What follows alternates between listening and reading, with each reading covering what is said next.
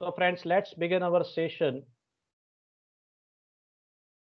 with a subject called Business Regulatory Framework.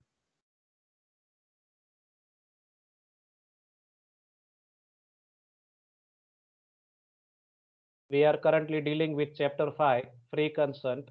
Today, we are going to discuss a new topic, the fourth factor which affects free consent as per Section 18 called misrepresentation. The topic which we are going to cover today is explanation, or we can say definition of misrepresentation, that we will see with its essential features, essential elements, and what are its effects on the contract as per Section 19. That also we will try to cover today in our session. First of all, let's have the meaning of misrepresentation. What exactly is misrepresentation? Misrepresentation का अगर मैं दूसरा शब्द में वर्णन करूं तो कुछ नहीं है, रॉन्ग स्टेटमेंट, फॉल्स स्टेटमेंट है सर, खोटू निवेदन.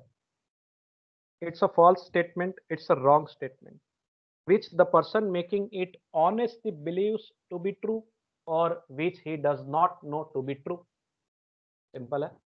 Misrepresentation includes a false statement, it's a wrong statement, but the person making such statement, he does not know that it is a wrong statement. He honestly believes whatever statement spoken by him is a true statement. He is true.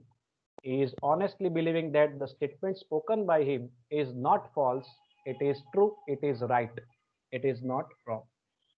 So, such statements which are exactly false only, but the person making it honestly believes it to be true, is considered as misrepresentation.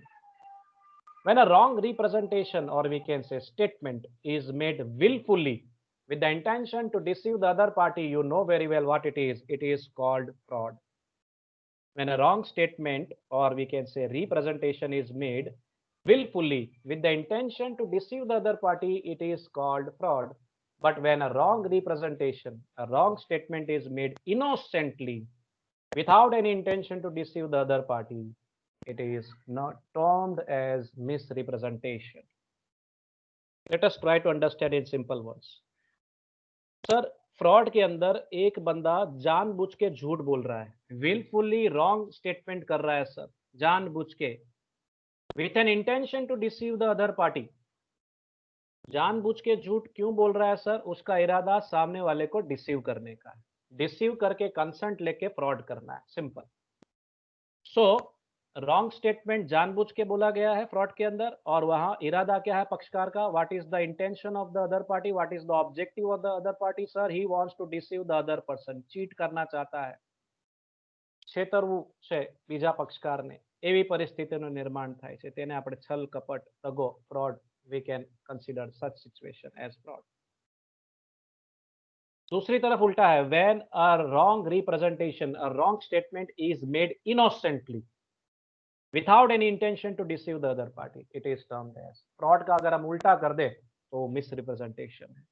दोनों में एक चीज common है, both are having wrong statements. दोनों के अंदर जो statement बोले जा रहे हैं वो रॉन्ग ही है, खोटू निवेदन. The statement is wrong, but fraud के अंदर इंटेंशनली रॉन्ग स्टेटमेंट बोला जा रहा है, इंटेंशनली, जानबूझ के, विलफुली. जबकि मिसरिप्रेजेंटेशन में क्या हो रहा है सर? इनोसेंटली रॉन्ग स्टेटमेंट बोला जा रहा है, जानबूझ के नहीं, मिस्टेक हो गई है सर. मैं झूठ नहीं बोलना चाह रहा था, लेकिन मैंने जो स्टेटमेंट बोल दिया वो तो झूठ निकला. मैं तो बिलीव भी नहीं करता था कि वो झूठ है, मैं तो यही बिलीव कर रहा था कि मैंने जो कहा वो सच है, विथआउट एनी इंटेंशन. यहाँ कोई इरादा भी नहीं है कि सामने वाले को डिसीव किया जाए, यहाँ सामने वाले को डिसीव करने का भी इंटेंशन नहीं है, तो वैसी सिचुएशन में वो मिसरिप्रेजेंटेशन माना जाएगा. एग्जाम्पल लेते हैं. For example, Amar, while selling his farm to Prem, tells him that 600 quintals of wheat is produced in his farm. Amar honestly believes that the statement is to be true. Later on, it is found that the farm produces only 500 quintals of wheat. चलिए, अमर जो है अपना एक farm है, खेती बाड़ी समझ लीजिए, फार्म है, वो बेचने की बात कर रहा है, फार्म बेचने की. अमर प्रेम की कहानी चल रही है. अमर अपना फार्म बेच रहा है और प्रेम से कहता है कि उसके फार्म में 600 क्विंटल्स ऑफ व्हीट का प्रोडक्शन हो रहा है, प्रोड्यूस हो रहा है. अमर ऑनेस्टली बिलीव्स, जो बेचने वाला बंदा है, promisor, seller, Amar honestly believes the statement to be true. Amar ऐसा मान रहा है, वो जो कह रहा है वो सच कह रहा है, वो ऑनेस्टली बिलीव कह रहा है, कर रहा है। अगर मैं इसी स्टेटमेंट को चेंज कर दूं, अमर intentionally makes such statement to deceive the other person, to deceive प्रेम, अगर मैं यहाँ ऐसे लिख दूं तो यही चीज फ्रॉड बन जाएगी। शब्दों का खेल है, यही चीज फ्रॉड बन जाएगी। मैं वहां लिख दूं Amar makes such statement intentionally to deceive Prem, तो वो फ्रॉड बन जाएगा। लेकिन अगर स्टेटमेंट ऐसा है, पक्षकार का इरादा ऐसा है, Amar honestly believes the statement to be true, वो मान रहा है कि उसका स्टेटमेंट सही है, तो वो मिस रिप्रेजेंटेशन के तौर पे माना जाएगा। It's a misrepresentation, innocent mistake है यूं माना जाएगा। Later on it is found that the farm produce only 600 quintals of wheat. वो 600 का दावा कर रहा है अमर, लेकिन एग्जैक्टली कितना प्रोडक्शन हो रहा है, प्रोड्यूस हो रहा है फार्म के अंदर sir, 500 quintals of wheat produce हो रहा है, यानी कम हो रहा है, यानी उसका स्टेटमेंट गलत निकला। Here, Amar has made a misrepresentation. Amar has made a wrong statement. It is voidable at the option. ऐसा हो तो क्या हो सकता है? It is voidable at the option of frame, means he can cancel the contract on the ground, on the reason of misrepresentation made by Amar. अमर का ये statement गलत स्टेटमेंट है, रॉन्ग रिप्रेजेंटेशन है। प्रेम अब क्या कर सकता है? प्रेम के पास ऑप्शन है, इस कॉन्ट्रैक्ट को वॉइडेबल ट्रीट कर सकता है, कोर्ट में जाके केस करके इस कॉन्ट्रैक्ट को कैंसिल करवा सकते हैं। और हमारा बेस क्या होगा कैंसिलेशन का? That Amar has made miss representation, इसने जो निवेदन बोला है वो गलत है। इसी निवेदन के बेसिस पे, इसी स्टेटमेंट के बेसिस पे मैंने इसका फॉर्म खरीदा था, लेकिन उसका जो स्टेटमेंट है वो गलत निकला है। So I want to cancel the contract. Definition पे चलते हैं। Definition of misrepresentation is covered under section 18 of Indian contract act. वैसे इन तीन में से कोई भी एक स्वरूप में अगर आप इसकी डेफिनेशन लिखते हो तो चलेगा, लेकिन तीनों तीन लिखते हो तो इम्प्रेशन की बात है। सेक्शन 18 के हिसाब से इसके अंदर तीन बातों का समावेश हो रहा है। ये तीन बातें ही इसके आगे के एसेंशियल एलिमेंट्स ही है, यूं समझ लीजिए। सबसे पहली जो चीज आती है वो है positive statement. Positive statement, positive belief भी कह सकते हैं। पहला पॉइंट ये बनता है, उसके बेसिस पे इसकी डेफिनेशन है, यूं समझ लीजिए। दूसरी जो पॉइंट है सर वो ब्रीच ऑफ ड्यूटी है। तीसरा जो पॉइंट बनता है वो इनोसेंट मिस्टेक। ये तीन बेसिस के ऊपर हम, अगर ये तीन में से कोई भी ऐसा व्यवहार हुआ हो तो हम कह सकते हैं वहाँ मिस रिप्रेजेंटेशन हुआ है। इन तीन में से कोई भी एक स्वरूप पे हम कह सकते हैं that there is a misrepresentation made by a person. तो पहली सिचुएशन देखते हैं। When a person positively states that a fact is true when his information does not warrant it to be so though he believes it to be true. वो जो भी statement of fact बोल रहा है, वो जो भी हकीकत के बारे में निवेदन कर रहा है, वो निवेदन वो ऑनेस्टली बिलीव कर रहा है कि वो सच बोल रहा है, he believes it to be true. लेकिन ऐसा बिलीव करने के लिए उसके पास कोई आधार भी नहीं है। The information which he is sharing does not warrant it to be so. ऐसी कोई वारंटी नहीं है कि वो जो स्टेटमेंट बोल रहा है वो 100% सही है, पॉजिटिवली सही है, ऑनेस्टली सही है। तो एक तरीके से ये फॉल्स स्टेटमेंट ही बन जा रहा है, लेकिन वो ऑनेस्टली बिलीव करके स्टेटमेंट कर रहा है, पॉजिटिवली कर रहा है। वो खोटू बोल ही नहीं सकूं, ऐसा स्ट्रांगली बिलीव कर रहा है। मैं जो कह रहा हूँ सच ही कह रहा हूँ, ऐसी बिलीव करके स्टेटमेंट कह रहा है। अगला point, breach of duty. When there is any breach of duty which without an intention to deceive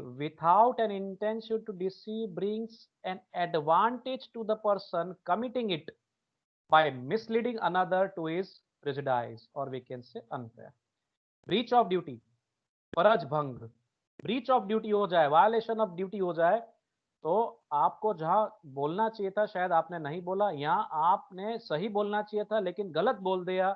आपके इस गलत स्टेटमेंट से क्या होगा सर?